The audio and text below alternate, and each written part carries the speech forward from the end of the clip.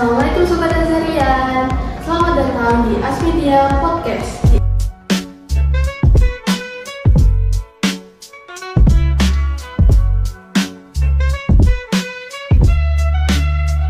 Di episode spesial hari Kartini, dengan saya Almirana Syafarzana yang akan menemani kalian di podcast episode spesial hari ini. Dengan pembicara hari ini, Insinyur Dr. Dinaria Mutafi.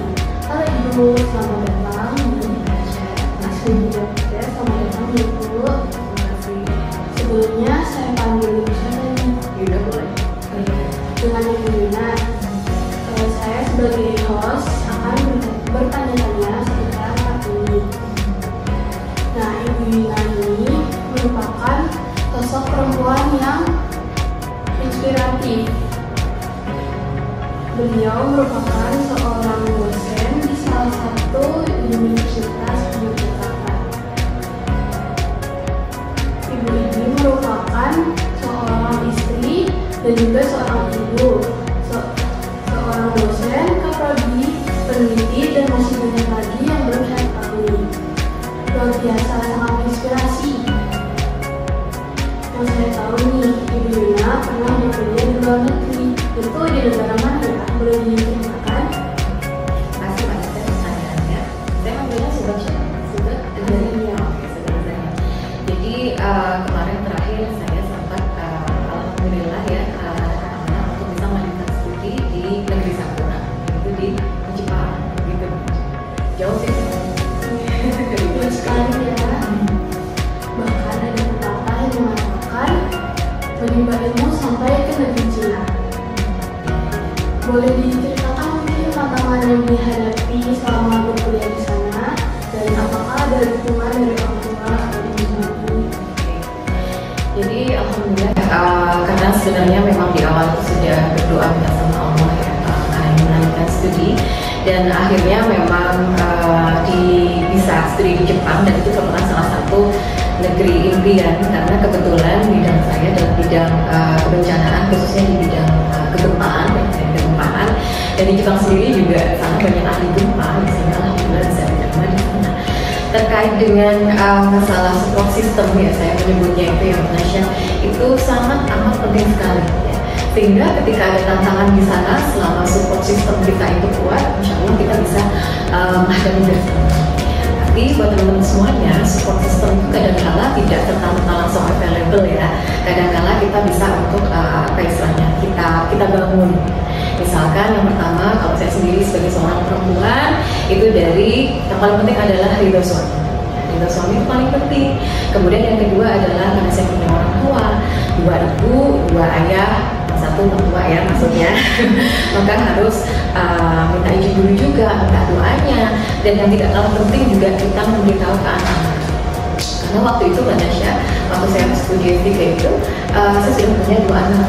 Sehingga kita juga harus berkomunikasi dengan anak-anak. Dengan adanya komunikasi yang baik, sehingga kita juga membentuk support system bahwa mau kuliah lagi gitu ya, dan insya Allah semuanya mendukung dan alhamdulillah mendukung, dan itu adalah kekuatan saya untuk bisa lulus cepat. Keren sekali. Tugas untuk menjadi orang hebat juga perlu usaha yang hebat ya. Nah, Ibu sebagai perempuan di bidang teknik yang katanya sampai sekarang masih didominasi oleh laki-laki, apa tantangan terbesar yang pernah Ibu hadapi selama menimba ilmu? Terkait dengan bidang teknik memang cenderung kalau kita ngomong teknik pasti lebih ke laki-laki gitu ya, karena memang kebanyakan laki-laki. Bahkan sampai sekarang mahasiswa saya pun memang di teknik sipil kebanyakan laki-laki. Kalau dosen dulu di awal banyak sekali laki-laki ya, tapi mulai sekarang sudah cukup banyak dosen perempuan yang juga mengajar di teknik sipil, tapi tetap persentasenya lebih banyak yang laki-laki. Terkait itu sebenarnya tantangan utamanya apa ya? Kalau saya melihat dari kompetensi, saya termasuk orang yang belajar bahwa ternyata keteguhan hati, kompetensi itu tidak menjengkel, ya kan? Selama kita bisa juga berkompeten, insya Allah kita juga bisa belajar di bidang tersebut. Mungkin yang lebih ke arah tantangannya adalah lebih ke mental ya, karena kita banyak teman-teman yang laki-laki, kemudian praktek kerjanya juga di proyek seperti itu, maka sebagai seorang perempuan sudah pasti kita punya effort yang lebih di saat itu juga kita menganggap itu bukan sebuah musibah ya, tapi lebih ke challenge. Artinya dengan kita berusaha untuk ini saya insya Allah kompeten kok di bidang ini, kita tunjukkan bahwa kita walaupun sebagai seorang perempuan ya, kita juga bisa mengerjakan seperti yang mereka lakukan seperti itu. Dan alhamdulillah dengan keterlibatan tadi ya, kemudian kita serius kita mengerjakan, alhamdulillah semua bisa terlewati dengan baik. Jadi nggak usah khawatir. Wah, keren sekali. Semoga sobat Azarian semuanya bisa termotivasi ya. Nah, ibu kan juga seorang ibu rumah tangga nih. Bagaimana cara ibu bisa membagi waktu antara pekerjaan dan juga keluarga? Kalau mau jujur, sulit memang. Sulit ya, tapi memang harus kita lakukan ya. Memang, tapi dari sini saya belajar memanage waktu semaksimal mungkin dengan baik. Ya. Kalau dulu waktu saya masih S1, karena tanggung jawabnya masih tanggung jawab saya sendiri, sehingga lebih bebas aja kita memanage waktu ya. Tapi setelah kebetulan saya menikah ketika masih kuliah baru masuk S2, kemudian saya ingat sekali waktu tesis itu saya sedang hamil besar ya, saya survei di Jakarta, Bandung, tetap saya lakoni gitu ya, istilahnya seperti itu. Sekali lagi alhamdulillah dapat support system yang bagus, lingkungan yang bagus, dan selama kita bisa mengusahakan gitu ya, dan tak lupa berdoa sama Allah ya, alhamdulillah semua dilancarkan. Nah terkait yang sekarang, karena di rumah peran saya sebagai seorang istri, karena saya punya suami dan punya 3 anak, dan yang satu itu masih baby juga ya, tentunya jadi berubah juga ya.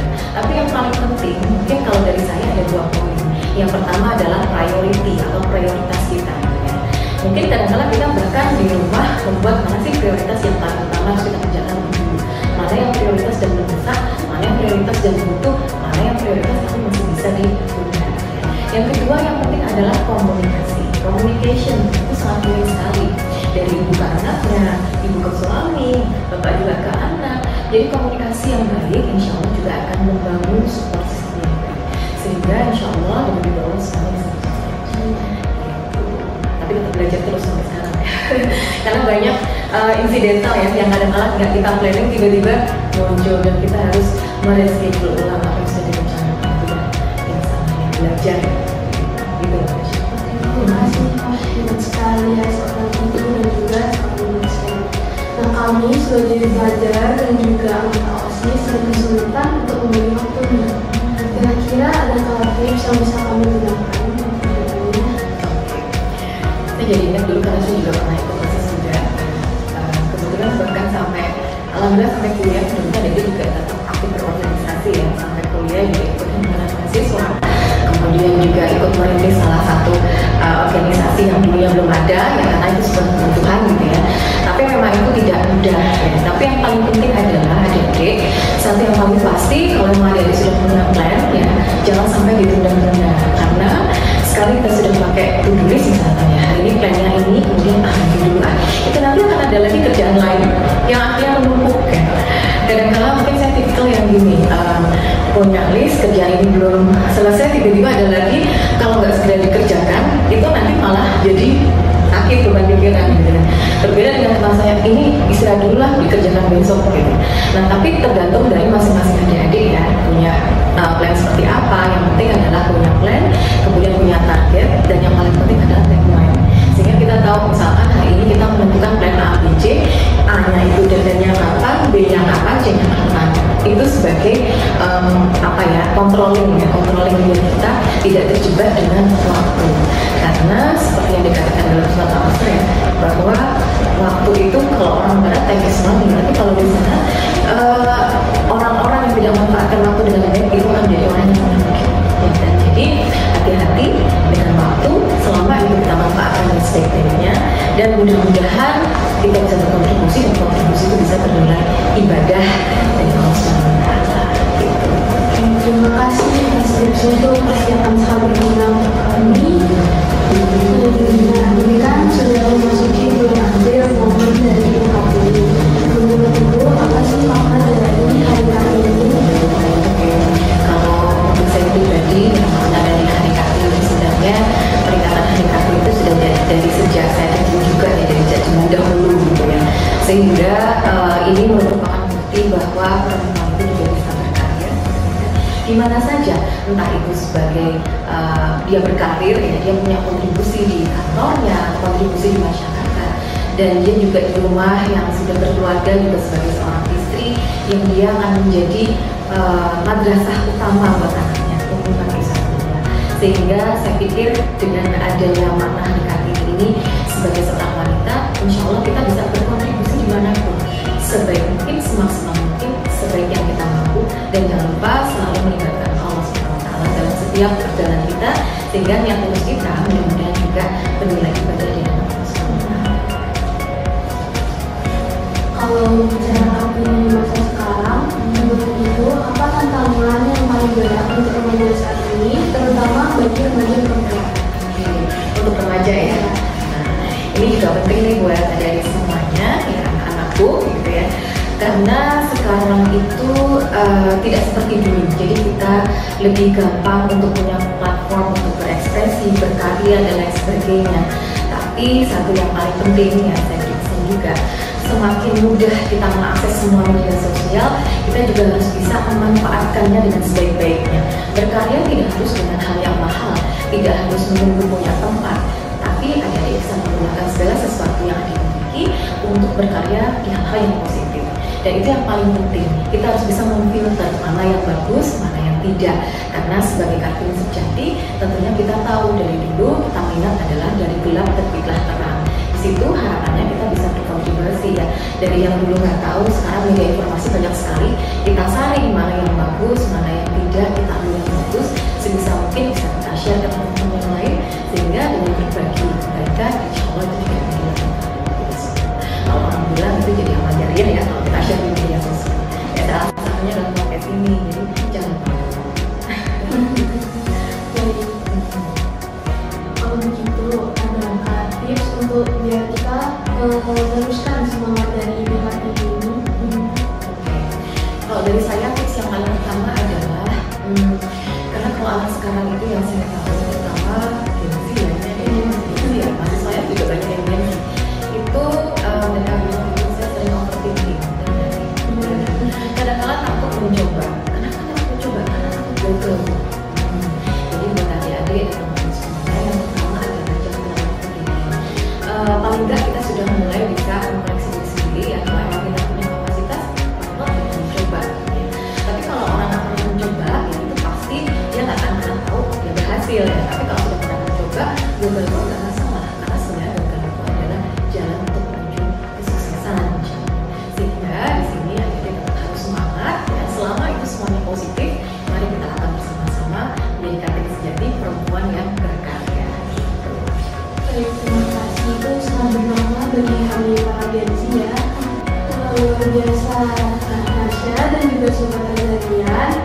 Mau tahu nih pesan apa yang ingin disampaikan oleh Yuna untuk kita semua? Saya ingin juga dari semuanya, khususnya dari perempuan yang akan ini untuk dalam rangka hari Kartini ya, bahwa dari semua itu sudah diberikan suatu kenikmatan oleh Allah untuk hidup di generasi sekarang. Oleh karena itu berhati-hati tetap, tapi jangan lupa hal ini sudah dibekali dengan potensi masing-masing, karena setiap ada itu pasti punya kelebihan masing-masing dan punya keunikan masing-masing. Jadi jangan terlalu overthinking, mari berkarya. Kalaupun gagal, satu kali gagal bangkit, tiga kali gagal bangkit, dan seterusnya. Jadi jangan sampai justru malah down, tapi kita harus berusaha untuk punya bahan bakar semangat ya, untuk selalu berkarya dan berkontribusi di mana pun, salah satunya di bisnis kita. Terakhir ya Bu Yuna, satu kata untuk remaja saat ini. Oke, terima kasih Mbak Nasya. Satu kata, ini saya kayak ngomongnya sampai semangat ya. Satu kata khusus untuk remaja saat ini, khususnya untuk remaja perempuan adalah bangkit. Bangkit. Karena apa? Karena kita tahu sekarang ini adalah zaman yang penuh dengan tantangan, baik itu dari segi spiritual, kemudian dari media sosial dan kondisi lain sebagainya, sehingga jangan sampai kita jadi remaja yang mager, malah kita harus bangkit. Bangkit dari apa? Bangkit dari hal-hal yang membuat kita jadi ngedown, tapi kita harus membuat segala sesuatunya untuk berpikir positif. Kemudian jangan lupa menjadi berkarya. Berkarya di sini adalah dimanapun sesuai dengan kapasitas masing-masing, dan insya Allah semua yang kita kontribusikan selama itu kita selalu melibatkan Allah SWT, insya Allah akan bernilai. Jadi jangan khawatir ya. Kalau misalnya gagal, ayo bangkit, berjuang kembali. Insya Allah nanti di akhir nanti dia akan menemukan kesuksesan yang